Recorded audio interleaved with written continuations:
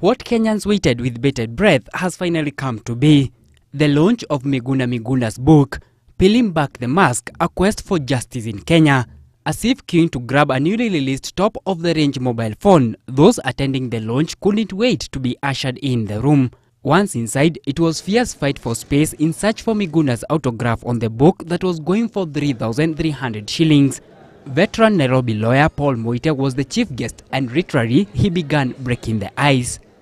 But I happen to know that in truth, Miguna Miguna was treated in a very unfair manner, in the manner in which he was shown the door.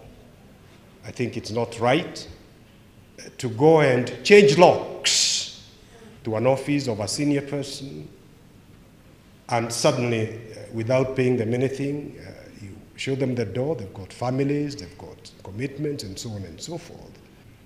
One caution.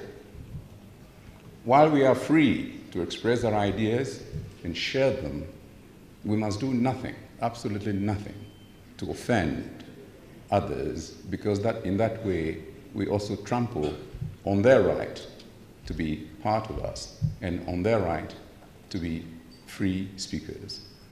Finally, the man of the moment took to the stand, and just like he has written, he went on to write the first sequel to his book, though verbally.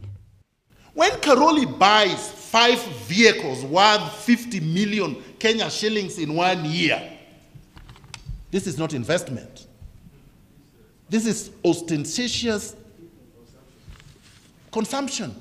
That means it is extra. Now, why would anybody get money like that? Why? The book has triggered 1,000,001 questions, top that list being the motive.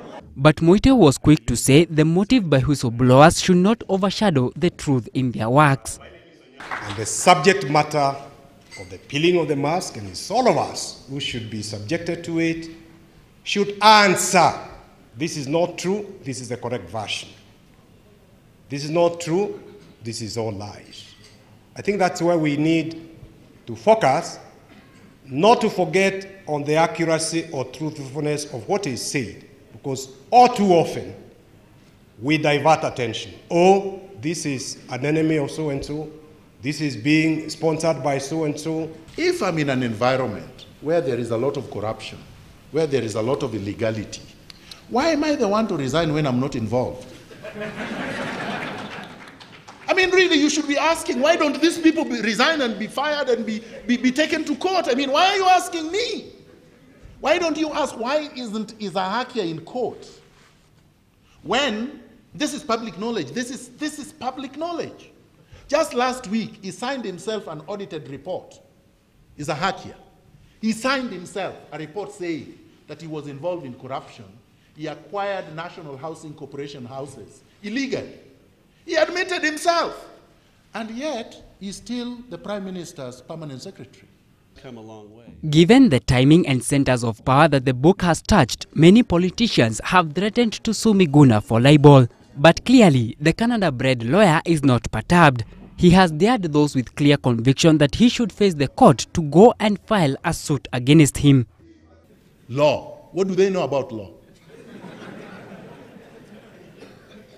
So I tell them, you are welcome, my friend, and I will defend myself. Actually, I will not even hire a lawyer. I will represent myself and turn you into a mincemeat tomorrow. Choose. If you go to court tomorrow, fine. We will be there next week. Choose the forum. And I am reminding them also, listen to this very carefully. Issues of ethnicity in politics came up at the launch when Moite hinted at it as an issue that the Prime Minister should come out clear about. Miguna confirmed the 42 tribes against one political plan was ordered in an ODM meeting that he attended. The issue that I'm sure Kenyans would like to hear the Prime Minister clarifying and explaining his position. Was he aware before the elections, the last elections, about this formula of 41 against 1? Was he a beneficiary? I know more of what we did than what PNU did because I was not in PNU, and I've never been, and I've no interest to be. The strategy Muti was talking about 41 against 1, was delivered in my presence. And I challenged it. I have the writing. I even have the strategy in writing. And it is not even detailed in the book. Miguna, just like in his book, remains adamant that the Prime Minister's office is a den of corrupt individuals who have an insatiable appetite for money. He says the book is the beginning of a long journey that he has embarked on to unearth injustices in quest for justice. 2 more books from Miguna are in the pipeline. Henry Minor, GBS News.